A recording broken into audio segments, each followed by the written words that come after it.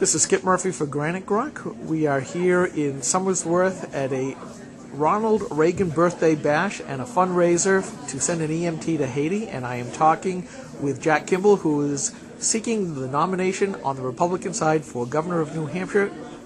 Thanks for taking a few minutes with me, Jack. Oh, you're welcome, Skip. You're welcome.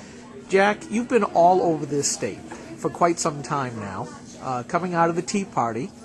My question to you, what have you learned about the individuals that you're meeting along the way, that you didn't expect to see or hear when you first started this off? And I know how much full of vim and vinegar you are normally. So I have an idea that you've learned a few nuggets of wisdom along the way. Well, I have. I think that what I've learned is that there's different audiences. It's very important when you go into the venues that I go into. It could be a state GOP committee speech that I have to give and a question and answer session. Other times it's Liberty groups. I've spent a lot of time with them. That's going very well. Other times it's Second Amendment groups. So, and then last night I had the honor and privilege of attending the very first Tea Party meeting, not a protest of any kind, just a meeting in Raymond, New Hampshire. They packed the place. I couldn't believe the quantity of people there. All walks of life. There were Republicans, Democrats, Independents. There were Liberty people there. There were gun owners there.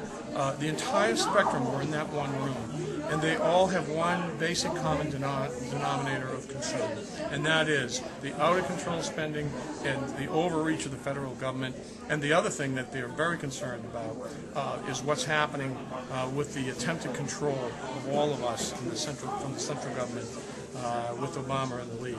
As far as state stuff is concerned, I've been paying a lot of attention to the outrageous spending that's been going on in the state for the last two budgetary periods, 70 new fees and taxes over the last two budgetary periods, and 30% increase in spending over two budgetary periods. So what I do when I get up and I speak to folks, I talk to them about those concerns. But what I find is two different things. Business owners, very concerned about just the overtaxing of businesses in the state.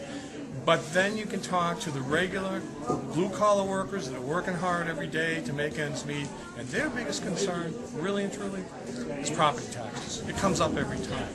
And I told them, basically, property taxes and the level of property taxes is in direct relationship to the spending in the towns and the cities in the state of New Hampshire, and that they have to start electing people that have a sense of fiscal responsibility and put people in government at aldermanic levels, city council levels, even selectmen levels, that will watch out for their interests and reduce spending and live within their means. Property taxes will then go down. Okay. The reason why I asked the question, Jack, is because you are a small businessman. You are not a professional politician. You've never really held political office before.